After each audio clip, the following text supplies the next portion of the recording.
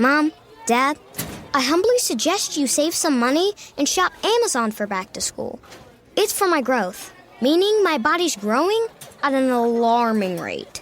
And clothes you buy me this year will be very small very soon. Plus, the clothes I love today will be out of style tomorrow. But at least your wallet doesn't have to be my fashion victim if you shop low prices for school at Amazon. Hopefully this is helpful. Amazon. Spend less, smile more.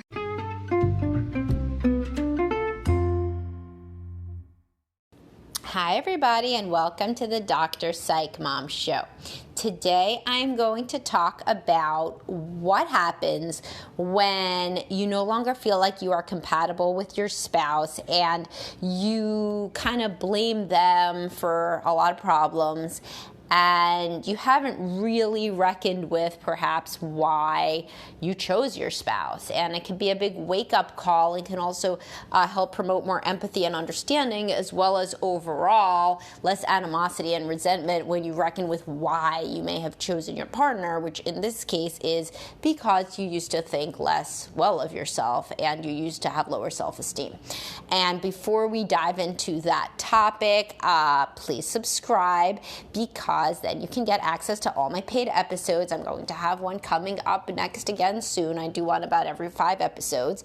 So, and if you are a subscriber, please do write in to tell me what you think I should talk about, because I always have my ideas, but I'm certainly open to feedback, and I respond very quickly when somebody gives me a topic that I like, which is frequently. Honestly, I'm not really that picky.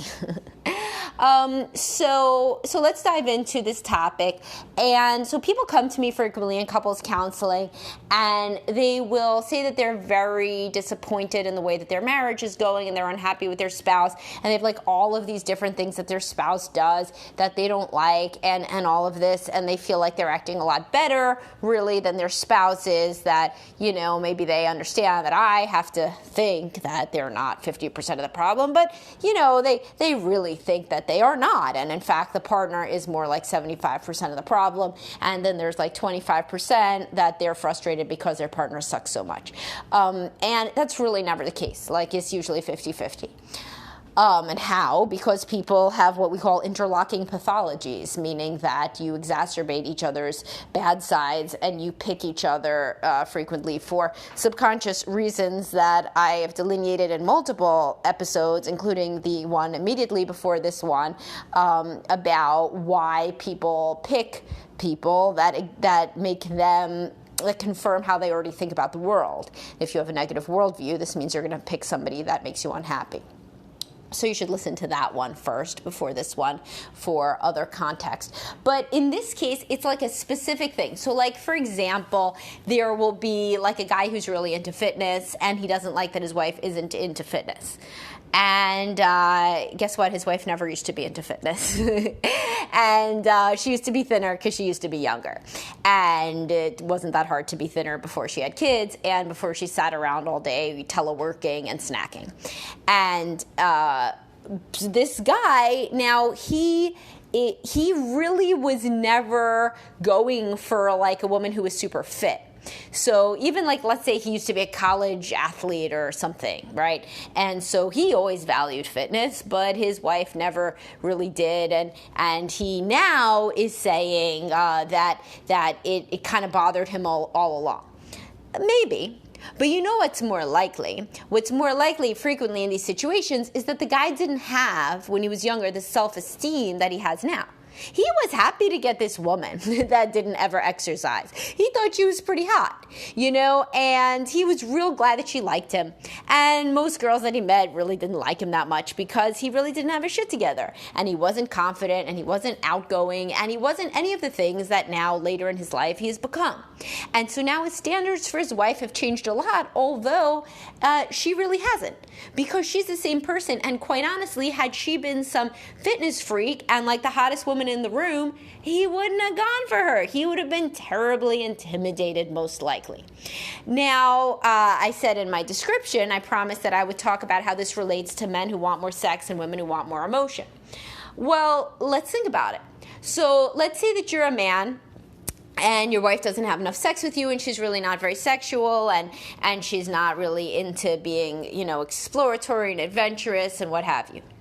Now, let's say, as many of my clients are, you're also a man who had pretty low self-esteem throughout his early life and didn't really see a great marriage growing up, didn't really know how to deal with women necessarily, never really learned that at home, and really didn't think too highly of himself. So if you are that guy, and you were also, with guys, always, this goes along with low sexual self-confidence. So frequently what that means is you are terrified of women who seem to have sexual experience, because the last thing that you want when you're thinking about world's most humiliating outcome ever would be for you to start hooking up with a woman and she somehow, and this is how young men think, she knows that you have no experience, and then this is like so humiliating. And there's so many guys who lie about having more experience than they have, and not that the woman knows or could tell either way, by the way,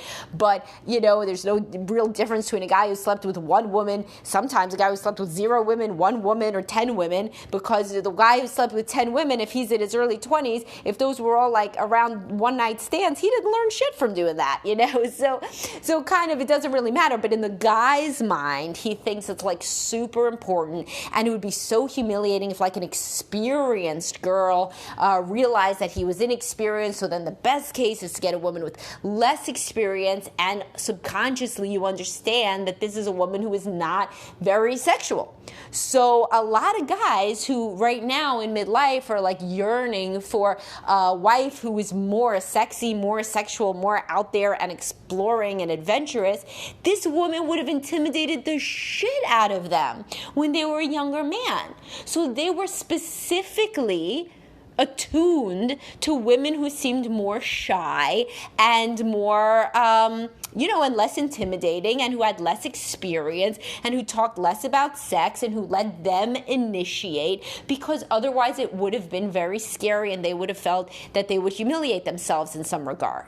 So realizing that you may have actually subconsciously chosen a woman who would not in any way intimidate you or scare you in the bedroom, and could make you feel like you are the master of the universe, or at least the one who knows more about sex in some way, it can really make you think differently about your wife. She didn't do any bait and switch. She was really always kind of shy and awkward around sex, probably, and you've changed a lot, and then somehow expected that because you've changed and you've learned more about yourself and you get better feedback from women out in the world because you're older and more confident and what have you, that somehow she should come along and now be different. But why? That's not really a very fair expectation. Similarly, there's many women that are very upset by their husband's level of emotional avoidance and like kind of inability to express himself, and not being very romantic, charming, etc. But a lot of these women have very low self-esteem themselves when they were picking a mate, and they did not want Mr. Charming. They did not necessarily want a man that other women were constantly fighting for him. They wanted kind of a nice, safe, stable guy that did not have a million ex-girlfriends running around trying to get him back, that wasn't very good at expressing his emotions or at being romantic, because this was kind of safe. This was a guy where they could be like the main, if possibly only girlfriend this person had, and that was, for somebody with low self-esteem, that's kind of a good deal. Now, nobody thinks about these things openly, but as you go back and you think, like, who are the guys that I was attracted to or that I felt good about versus people that made me feel a little bit anxious or scared, if you don't have high self-esteem and you really want to get married and have a family, you're not going to go for some guy that's like very good with women, or even very complimentary, or really anybody that seems kind of charming at all. You're going to kind of lock down the first safe, stable guy that seems like he's going to be faithful. And that isn't, again, like an articulated desire, but it's something that's done subconsciously as like a safety sort of protective mechanism. And this is especially true if the woman thinks, or if she's had exposure in the home to like a father who was unfaithful, or a father who didn't, who wasn't to be counted on. Because then she has low self-esteem herself, and she feels that kind of marriage is a crapshoot, and she wants to be with a guy who's pretty safe and stable and isn't going to leave. And so the most romantic, charming man in the world, who's super attuned to his emotions and, knows how to give her compliments and knows how to make her feel good, he knows how to do that with other women too. And that may subconsciously make you feel very anxious when you're thinking about the odds that this person is going to remain faithful. So this is an interesting way to conceptualize your complaints about your significant other. Was your significant other ever the person that you now say that you want? They may not be.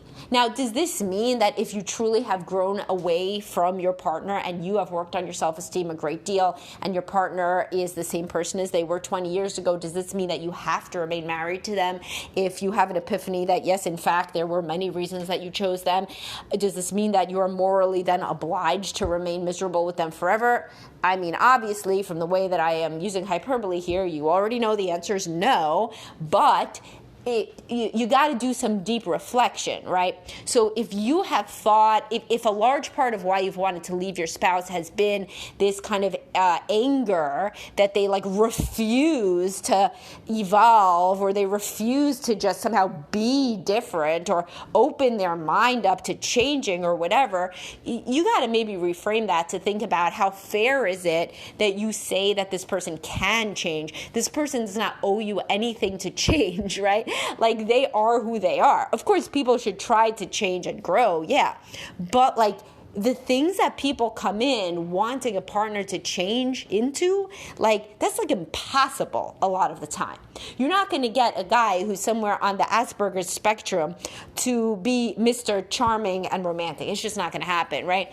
And, you're not going to get a guy who is like a total selfish douchebag, that like a woman may have thought that was all that she deserved, was a guy who kind of treated her like shit. You're not going to necessarily get that guy to turn into a selfless monk, who's like always thinking about you first. It's not going to happen. Similarly, a man who is very comfortable in early stages with a woman who's very demure and self-effacing and kind of awkward around sex because it made him feel like a big man when he had no other experience, that guy is not really within his rights to ask for that woman to change. Now, again, this doesn't mean you need to stay with this person. In fact, there are many people that divorce because they just grow away from each other. But you're going to have a hell of a lot better divorce, a much more amicable divorce that's better for the children and for both of you, if you understand that you are the one who changed. You are the one who developed a different way of viewing the world, higher self-esteem, and you are now the one who has other needs. And that at first, you may, in fact, subconsciously have picked your partner to be exactly who they were. And you would likely not have been very comfortable with somebody who was extremely different in the way that you want them to be now.